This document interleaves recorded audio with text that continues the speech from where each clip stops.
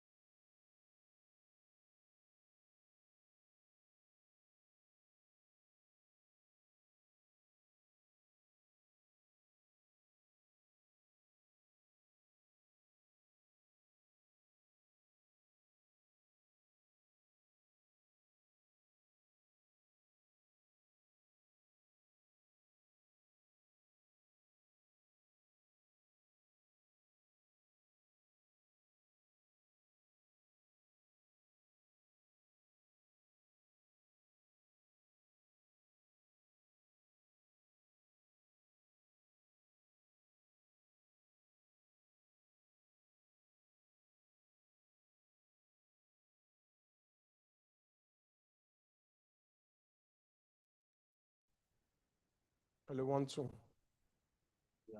Can you hear me?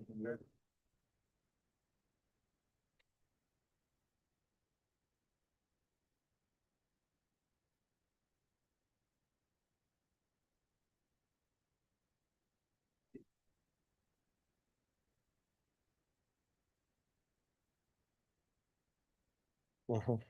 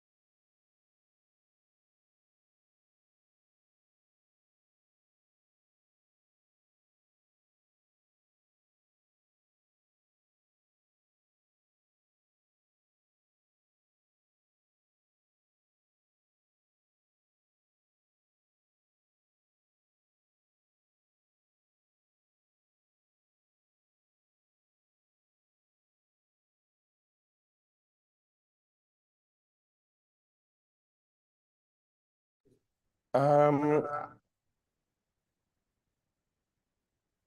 I must say clearly that, just a moment.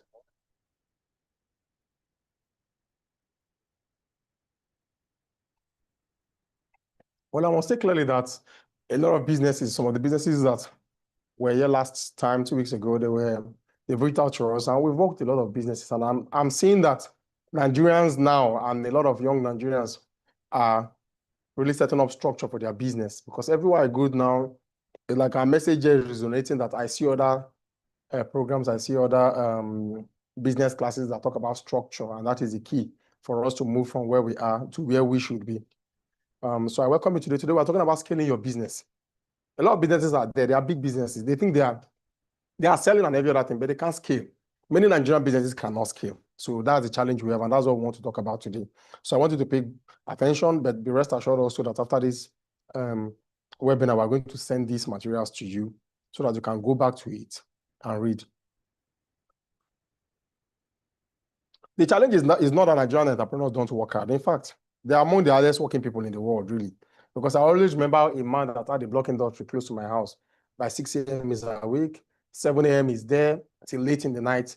But business had no structure. So recently, that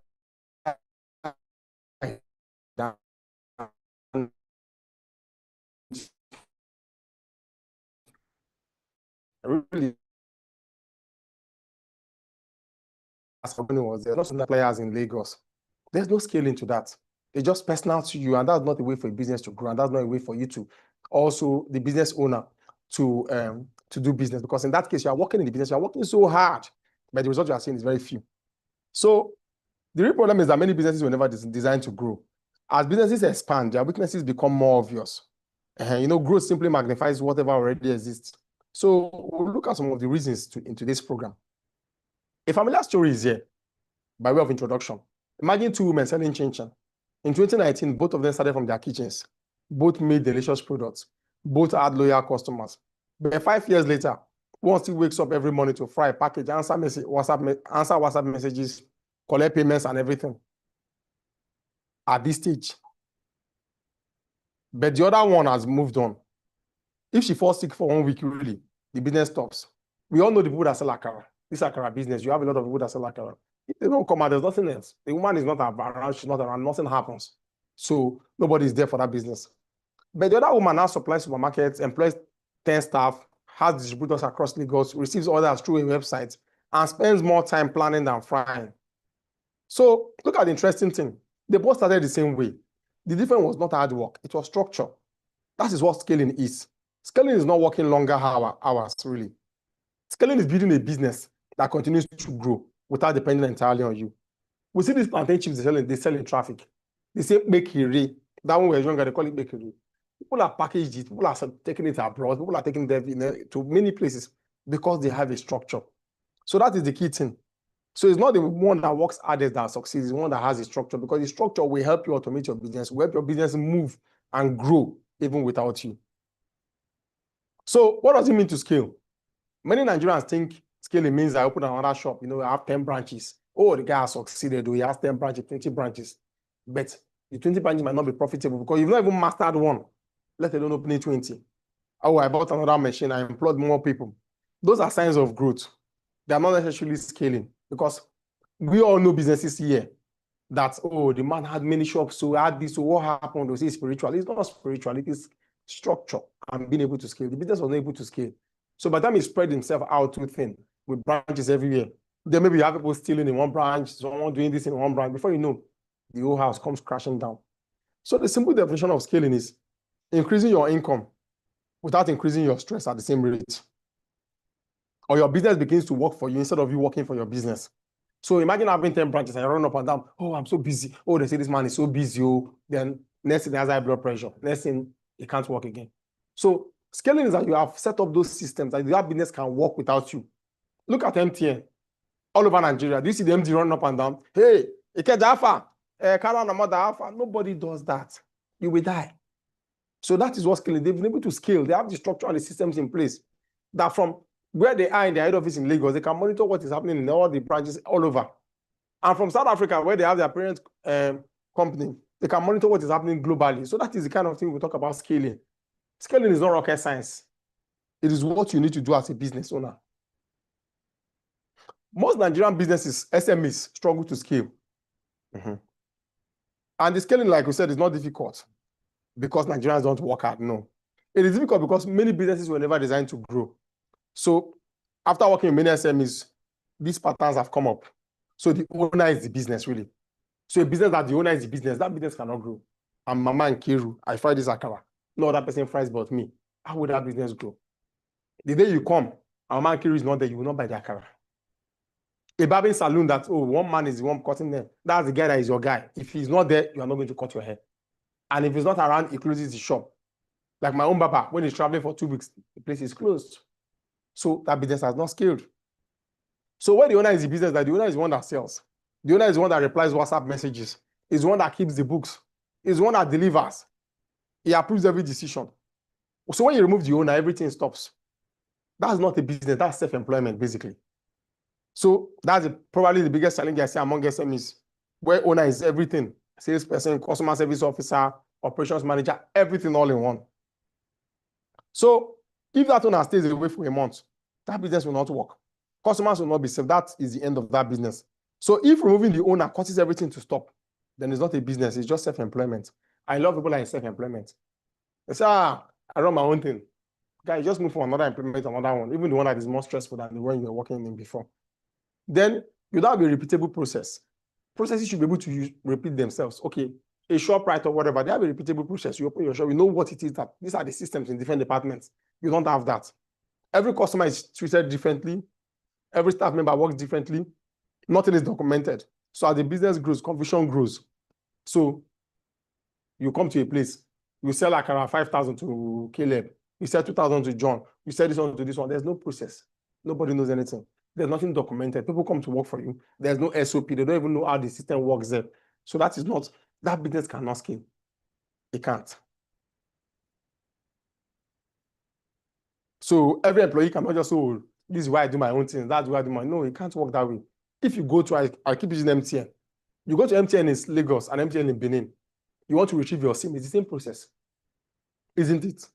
Is it that, oh, Lagos is that, oh, you come here, they give you coffee, or you fill this form. In Benin, you don't fill a form, you line up. No, it's the same process. Anywhere you go to, it's the same process. So you know that that business is capable of scaling. So businesses become predictable only when their processes become predictable.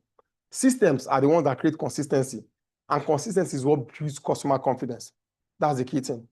So the other one is selling time instead of systems.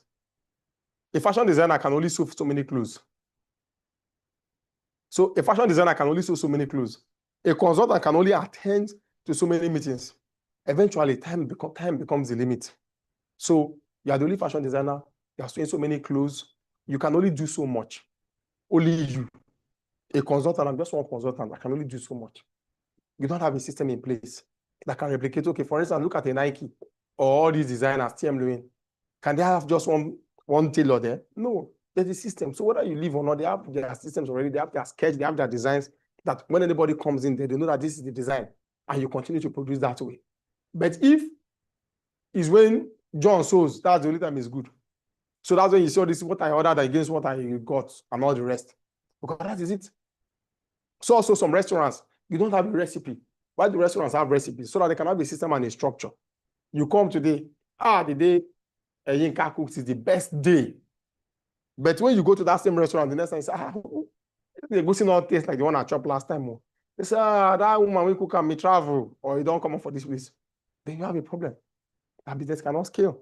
So I would that business be able to set up in Asaba, Port Harcourt, and other places, with different people cooking the way they like. So that is what you should know. So the question is not how hard you can work. It's how your business can continue creating value even when you are not personally doing every task. This one is key. Poor cash flow management. So your revenue increases, but your expenses increase even faster. Many SMEs mistake cash coming in for profit. So growth without financial control often creates bigger problems. I tell people every time, a business that says, oh, we sold 10 million today, it doesn't mean they made a profit. You could have sold 10 million, and maybe the goods you bought is even 10 million or even 10.5. But somebody saying you count him, then count him. They say, man, these people are it. No, cash flow is not your profit. And when you have that poor cash flow, it's coming, expenses are increasing. That business cannot scale. So many businesses celebrate increasing sales while ignoring increasing expenses. Money entering your account does not automatically mean profit. So that's why you cannot use turnover. Even for taxation purposes, you can't just say money in your account and say that's the profit and they tax you on it. You have to explain that this is not profit. So like retail business, somebody can sell 100 million and the profit in that business that day is 1,500,000. So it happens that way. So you have to know and distinguish between cash flow and your profit.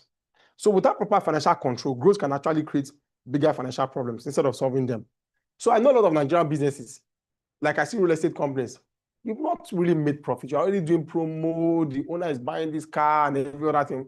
Then at the end of the day, they're not able to allocate land. Most of those problems you see, those capitals have been eroded because the owners are leaving and trying to leave the hype. Because a business, you need to reinvest in the business. You need to continue to build that business before you start taking out of the business. But when you just see money, people, you sell out 500 million, you're already buying this, that, some of the land you've not even paid for. So some of the problems I've seen with those businesses when they come is that poor cash flow management. Most of these real estate companies around here that sell land, like they have very poor cash flow management. And that is the problem. It's not spiritual. They know it. So every entrepreneur should understand where money comes from, where it goes, and what remains after all expenses are paid. You have to be very prudent with your money. You have to be very strict with your money. So that's why they see some businessmen, they're holding money. Say, okay, not money that you answer. He can't release it. He can't give you anything because he knows that that is not his money. So it's only a business that can manage their cash flow well that can scale. The fear of delegation. This is a Nigerian problem. Many entrepreneurs will say, nobody can do it like me. That mindset becomes the biggest obstacle to growth. Nobody can do it like me. I'm the only person that can do it. You will die there and your business will not increase. Because how many customers can you really serve? How many? So this mindset is one of the greatest obstacles to growth. Delegation is not about lowering your standard. It's about building people, creating systems, and freeing yourself to focus on leadership instead of routine activities. You are the business owner. You should be able to look at the big picture around your business. What is really happening in various areas? But by the time you are involved in it day to day, then you have a problem. You can't delegate. You don't trust your staff. That means you've not built the people that you need to take your business to the next level. So let's talk about 7 practical steps for scaling that business. We've talked about what the issues are. So I want you to pay attention now, because this is one of the ways that you can grow your business and for you to scale that business and rest. Someone say, I'm so busy, I've not rested. It's not a sign of you are not doing well. I'm so busy. People like that word in Nigeria. That doesn't mean you're making progress. I'm just be busy doing nothing. How they will say it's a rat race. The rat you not catch, race you not win. So what's not the game? So step 1 is build systems before expansion. Before you expand, build systems. A messy business only becomes a bigger messy business when it grows. Many entrepreneurs rush to open another branch before fixing the first one. So growth magnifies whatever already exists. If your system is porous and bad, as you are growing and expanding, it will now become very obvious. Imagine Chicken Republic or Mr. Biggs. You've not settled in one branch, you want to go to many other branches. At least one branch, you're managing your secret. By the time you spread, but that people don't see the failure. Sokoto don't see them, Kaduna don't see them. The same problem. So you must have your system in place before you start moving around. Growth magnifies whatever already exists. If your customer service is inconsistent today, opening a second location will only multiply that inconsistency. So you have one branch and your customer service is poor. So the second branch, what's the difference? You must set out and have your system before you start expanding. In Nigeria, you see people saying, we have so many branches of churches. To the extent that Nigeria, we're now exporting Christianity to Europe. Because some of those churches are able to do it because they have a system in place already here. A system in place, they have a way of worship, they have a way of everything. That's so that the quality control is also the same. Because quality control is key in all these areas. So that's why you see maybe a fast food joint. The branch in Lagos is good, the one in another place, their food is bad. So that is a problem with the system. And that scaling has failed. So for your scaling not to fail, build your system before expansion. So before expanding, document how customers place orders, how payments are received, how products are delivered, and who is responsible for each step. Because that system will allow your business to grow consistently. Then, step 2. Okay, let me just give this example. A house cleaning business in Abuja moved from relying on handwritten notes to using simple order tracking software and standardized intake forms. As a result, misplaced orders dropped, turnaround times improved, and the owner was able to manage a higher volume of customers without constantly supervising the process. So that's a system of taking orders. So imagine you are the one taking order on the phone. You have to automate that process. You want 200 orders. How many calls can you receive? Oh, hello? Okay. So that's always the problem when you order things and they don't come to you, or this will be forgotten because that system is not strong enough. So you must have the system in place. So automate your ordering process so that you don't have misplaced orders and everything. That's one of the ways you can do your system. So look at banks, for instance, now. A bank cannot just start opening branches without having the system in place. When you pay money to go to, you receive it. You don't expect, as you are, if you are going to Access Bank in Ibadan and you're in Lagos, you don't expect to say, Access Bank in Ibadan, I don't know how they will operate there. You just believe that it's the same because that system is already in place and standardized already. Step 2, stop selling products, build solutions. People don't buy products, they buy solutions. So you must have the problem you are solving for people. Because businesses that solve bigger problems grow faster. That's the truth. Customers don't buy, okay, think they're buying bread. Okay, what's the solution? Okay, I always talk about, look at the Boku, for instance. Now, what's the solution that they are selling? That's what they should ask. It's not, oh, I have bread, oh. We have bread. So it's always the mistake people make, oh, I have bread, I have this, I have that. But what is that solution? If you're selling laptop or other things, what is the solution? If you're a restaurant, what problem are you solving? That's always key. Ask yourself, what problem am I solving? You know, when they say this every time, it sounds theoretical, but that's the key. So that's what differentiates you from the other person. So 10,000 people are selling the same thing. So what's the big deal? Why should I buy from instead of this other person? You have to talk about the solutions. Step 3, build a team, not just employees. So recruit people who make the business stronger. Don't just recruit people. Many SMEs recruit people only when they become overwhelmed. So when others want to kill you. So do you have a marketing team? Look at your business. What do you need to grow the different areas that will make you stronger? I always use football teams as an example. A coach who comes to a club and says, I need a midfielder, I need a defender, I need a striker. Don't just go and buy. Let's take Arsenal, for instance, one of the best clubs in the world. So let's take them, for instance. So they already have a keeper. So is someone going to come and say, oh, goalkeeping department is my problem, or the midfield? You have an attacking problem. You solve for that. So you ask yourself, oh, this team is already successful. Why are they buying more? They want to keep improving. I've never seen a team that will say, no, as we are now, we are just okay. You must look for an area to improve and someone that will make your team stronger. So when a coach comes, he tells you that this is what I need to succeed. And those are the tools that the person will look for to make him stronger. So when you are recruiting in your business, don't just recruit anybody. Look at the areas you need to grow. And that is where you should recruit from. Don't go and just say, oh, one boy from my village is here. Just come and join this team. You have a lot of sales boys. You don't have a marketing team. You don't even have a branding team. No, these are the things you should think about. So recruit people who delegate outcomes, not just the task. So when you're delegating, you know that, oh, this is what you are going to do. I'm not just giving you this task. Okay, let's say you're the one cleaning this place. I want this place to be so clean that, okay, our customers will be happy about it. Not just do your best to remove cobweb. No. When the person knows the outcome, in doing the job, he knows that this is the outcome I expect. You are my marketing team. We want to increase our sales by 200% or 300%. So you know. So you won't come and meet me and tell me, oh, we just increased by 5%. So when you know the outcome, you work towards it. So remember that a business cannot outgrow its leader if the leader refuses to trust others. You must trust others to do the work. That's the key. Okay. Step 4 is that you use technology to multiply your effort. It cannot be overemphasized, really. So technology allows one person to do the work of 5 people. So for example, WhatsApp business for customer communication, online payment gateways, because it's not going to say, hello, oh yeah, transfer. I can't use everybody are calling them on the phone. You will get tired. Your business will become like another work. Inventory management software, that's key. Social media scheduling tools, so that you're able to schedule when you are going to post. Then CRM systems, customer relationship management systems. So the goal is not to remove people, it's to just remove repetitive work so you can work faster and more efficiently. So I think you should ask yourself, what task do I do? Do I repeat every single day that technology can help me simplify?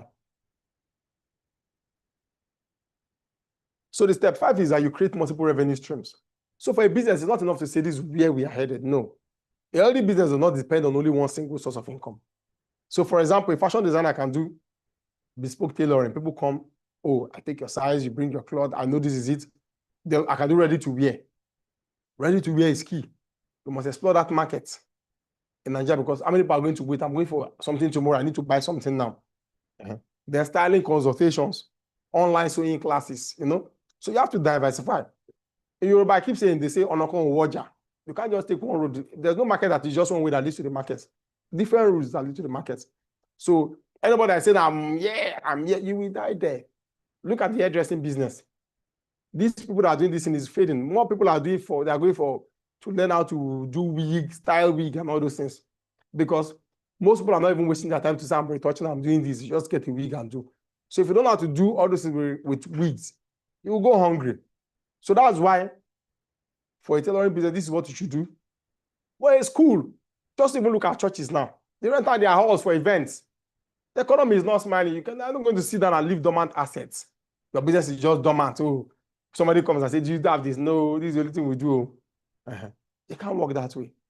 So one customer, there are many opportunities to create value for one customer, even in one line of business. Then build a brand that sells without you. People should trust your business, not just only you, only your face. No. Dangote cement. Yes, Dangote is there, but the cement, they know that the product is good. MTN, you know is good. Coca-Cola, you know is good. It's not a personal thing anymore. You don't need to sell it personally. So create a recognizable identity. because they know that, oh, this brand represents this. Oh, BC food. Not that, BC, not they are, no, I'm not feeling buy today. No, they come and they know that they will get the same service every time. So when customers recommend your business by name, your brand is beginning to scale. So they measure what matters. You cannot improve what you don't measure. Many people do not measure anything. Ask somebody, okay, in June and July, what percentage increase in revenue do you have in June compared to May? The person will not know, sir. I have to go and check my book. Did I even write it? I just know that we sold more people were sitting down in my. No, you must know those figures. So when you see top executives, they're able to know. And that is what the stock market uses in other countries. When you are watching Bloomberg, you see that, oh, this company missed their revenue estimate for this year, and the stock takes a hit. So you must know. People are too lazy. Especially in Nigeria, to read, to sit down and look at things. You can't be lazy and you want to do business. You can't be lazy and you want to go to the next level. The economy is not smiling. Nothing is. You have to be very intentional about your business. That's key. So I don't want to say, oh, I don't know this, I don't know that. You must know. You must be able to measure your sales revenue, your profit margin, the number of new customers, returning customers, customer lifetime value, average order value, referral rate. Because good decisions are based on data, not just assumptions. So let's look at Nigerian businesses that have scaled successfully over time.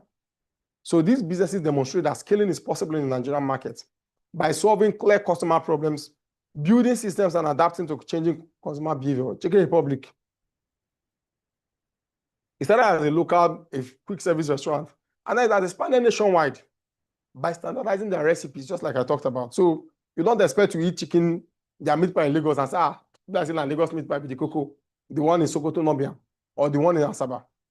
So they standardize their recipe, their operations, their branding, and customer experience. So you know what to expect whenever you visit any of their branches in Nigeria. Money Point. Money Point began by serving banking needs. They later expanded into agency banking, payment processing, and financial services for SMEs. Money Point's growth was based on technology. As you are using their POS, normally before when you use POS, the merchant gets the value the next day or 2 days after. It is coming now. So when all those kind of fraud or fake alerts and all those things, and you know SMEs need their money. So that's why in Nigeria, when you go use Uber and Bolt, I don't know whether they've started now, but at a point, most of them never wanted card.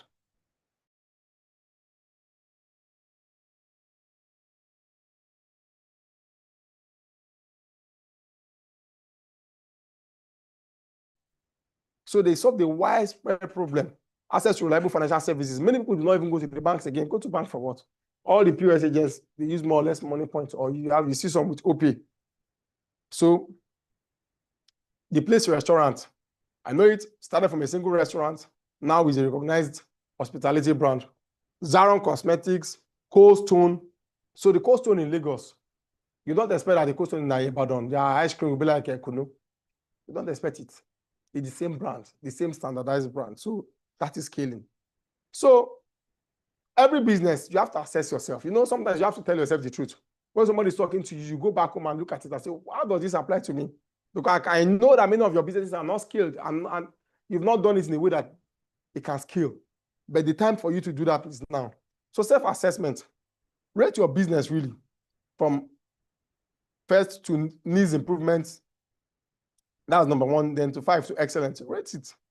So the question you should ask yourself really, do I have documented processes? You know, Nigeria is hard to write. People don't write. Every time somebody to write, nobody wants to write. Writing is a problem. Can my business operate for 1 week without me? Even for 1 day without you? Do I measure my monthly performance?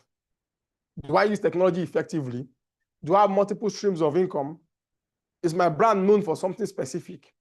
Do I have a capable team, which is also key? Which is key. So if your score is between 30 to 35, as it were, your business has a solid foundation for scaling. 20 to 29, you are growing, but strengthening systems should be your priority. Then below 20 is focus on building structure before expanding. If it's below 20, so let's say from these questions, 5 marks for 1 question. If it's below 20, focus on building your structure before expanding. Because sustainable growth starts with a strong operational base. Like a house, You don't just start to 10-story building and start it from the top. Your foundation has to be very strong. So your foundation is that you have to build your structure of your business. That is key. That's key. So many Nigerian, the final thought really for this is that many Nigerian entrepreneurs believe that the secret to success is working harder. But the businesses that endure are not always the one with the hardest working founders. No. They are the ones with the strongest systems. That's clear. You see the founders, okay, imagine how you see these bank MDs, the use of the word, there are 10 parties, they are everywhere. Because the system is working. You are running your business, you can't even, they call you for this, you say, hi, Joe, business me, I can't leave it to. You can't go for any function, you can't breathe. Even your children's school function, you can't go because you are just the one in your business. I'm talking to you. Know yourself. You know yourself because you're asking how others are doing it. It's the system and structure. So the most successful businesses are the ones with the strongest systems, the clearest strategy, and the discipline to build something that can grow beyond one person's effort. So at Vonto, we believe every successful business begins as a hustle. But lasting success comes when that hustle is transformed into a structured enterprise that creates value consistently, serves customers excellently, and grows with purpose. So don't build a business that depends on your presence every day. Build one that reflects your vision every day, even when you're not in the room, because you can't always be there. You have to travel, you have to do other things. And you can't set up only one business. Imagine you are diversifying, so you have to remain in one business. If Aliko Dangote needed to be in one business, will you have been able to set up the refinery? Okay, as the refinery is running, have you heard that too? The man's attention is divided, the cement is no longer moving. The structures are already in place. So this manual is intentionally practical and conversational, so that a trader in Alaba, a fashion entrepreneur in Aba, a food vendor in Kano, or a digital service provider in Lagos can all see themselves in the examples and live with concrete actions they can implement immediately. So, like I say every time, if you go to the church or the mosque, it's not the word that they say there that matters. They might be talking to you and preaching, and you are convinced. You are crying for your sins and for every other thing, but it's what you do after them that matters. So as you are living here today, go with this. Your business has to scale. I've never seen somebody that says, oh, I'm just okay here, nothing, no, I don't want any growth. My life is okay here. Then you're not even ready. You shouldn't even be in business because you're not even ambitious enough to be in business. So I need you to implement all this. And you can also reach out to us, as we always say. Reach out to us. Reach out to us so that we can help you and guide you and work together with you to help your business scale. Because it's the businesses that scale that are the businesses that will dominate in this century. So I will have some questions here quickly. I'm going to attend to them. Okay, so we have one from Henry, which says, good day, sir. Most SMEs in Nigeria have limited capital and resources. If you're advising a small business owner, hold on, please. Okay. If you're advising a small business owner with a tight budget, which of the 7 steps would you recommend they focus on first and why? Well, in this one, is there a particular one that they should focus on? No. No matter how tight your budget is, really. No matter how tight your budget is, the 7 steps are not really based on budget or to so it's only the rich companies that can do this or do that. No, I don't think so. So having a tight budget cannot be the problem for you. The 7 steps are for every of the businesses. So even if you have 1 naira, you have 10 naira, all of them are together. Because the fear of delegation, okay, you have a small business, tight budget, so you have a one-man business, you can't delegate. Is that what you are going to talk about? So you're not going to delegate? No. You have a poor cash flow management. So no matter when your budget is tight, but your cash flow really certainly has to be top-notch, because that is the only way you can. So everything applies to you. Because for you to leave that place where you are, you started with small. So how are you going to scale? How are you going to move forward? Or you're not going to scale. So you have to know that, oh, this business, I just set it up. So you can start as one man. Not every business does not start with 10 people. You can start as one man. So now that you start as one man, your target has to be for you to grow that business and to scale the business. So you start with a tight budget. So if you manage your cash flow very well, certainly your business will grow. And if you're able to know that you cannot do everything by yourself. So there are some things that will come to you. Let's say, for instance, a fashion designer, a tailor, you're just one man. Then you have others that are coming in. You have to give to your colleagues and other people to help you. Your people in the other industry to also help you.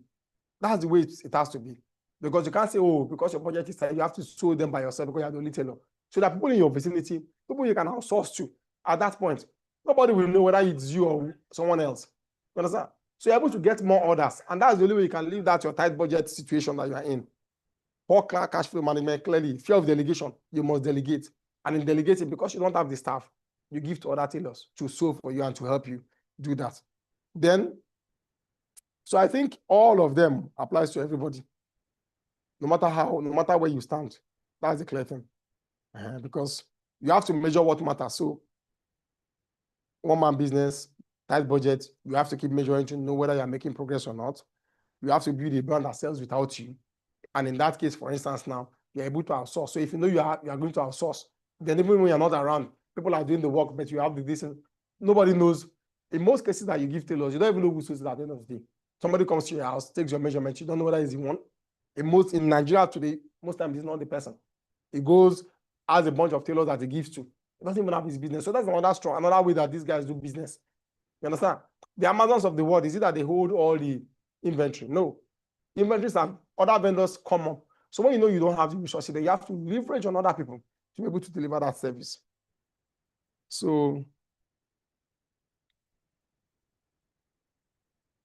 when you have limited resources, you have to do more. So question one, how do you know when your business is truly ready to scale? Many entrepreneurs from Caleb, many entrepreneurs want to grow quickly. But how can a business owner tell the difference between being ready to scale and expanding too early? What are the signs we should look for? So it's clear. We said to build a structure. If you don't have a structure and you're running, you just come after 1 month. Oh, 10 branches, 20 branches, you're dancing, branches everywhere. How people do? We fail. So you know that you have a structure. You know that that business can run without you before you can scale. Now I have a structure, I have a system. Oh, let's say I'm selling, I have an ordering system. People can order. I don't need to be there. I don't need to be one answering the phone. I don't need to be one writing down the orders. That system is there. I have the right staff. Even if it's 1 or 2, when we say staff, it doesn't mean you have to have 10. You have all those things in place. So even if you are one man, you already have systems and you're using technology, you know you have the structure. So you have to have the structure before you can scale. Your cash flow, okay, for first thing first, oh, what did you sell yesterday? You don't know. What was your profit last month? You don't know. What is this? You don't know. Your expense record, do you have it? You don't know. God, they just come. Oh, want to sell a generator? You put in your pocket, you give them money. Want to do this? You put in, you give them. No, that's not the way it works. That one, you are not ready at all. So that's why many traders in the market are not even ready to scale. You go to the market, I'm not even writing anything. I've asked somebody, I said, how do you know whether you're making profit or not? They say, well, you will know when you want to go back to the market and the money is not complete. So, but you have a lot of staff. So who are you going to pinpoint that stole that money? It's not as if you have CCTV in place. So that business is not ready to scale. So that's why I see these traders, oh, I have many shops everywhere. The next day they'll tell you, oh, one of my budget wrong with my 10 million. You go wrong with the 10 million because there's no system in place. If you had a system, inventory management, cash flow management, you had automated systems, then you will know where there's a problem early. So a Chicken Republic that has branches everywhere, if they don't have that kind of system, there's somebody in Sokoto who will be saying I'm putting their money in the pocket. The head office in Lagos will not know.